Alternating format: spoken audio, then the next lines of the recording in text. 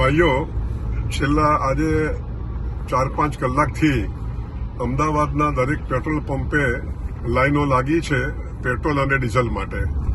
ખરેખર આ અફવા છે અને આ પેટ્રોલ અને ડીઝલના સપ્લાયમાં સરકાર તરફથી કે ઓઇલ કંપની તરફથી કોઈ તકલીફ નથી અને જોઈએ એટલું પેટ્રોલ ડીઝલ મળે છે.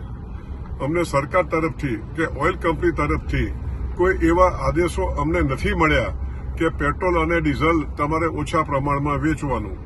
અમદાવાદમાં જો જોવા જઈએ તો 210 પેટ્રોલ પંપો છે, પરંતુ આજે 3 કે 4 પેટ્રોલ પંપે પેટ્રોલ નહીં હોવાથી આ પેનિક થયું છે.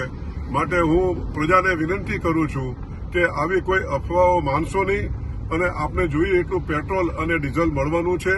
અને આવું જ્યારે પરિસ્થિતિ હોય ત્યારે આપણે અફવાઓ ન માનીને અને પેનિક ન કરવું જોઈએ. અને અમારા પેટ્રોલ પંપને ના ડીલરોને આપ સાથ અને સહકાર આપો તેવી અમારી નમ્ર વિનંતી છે.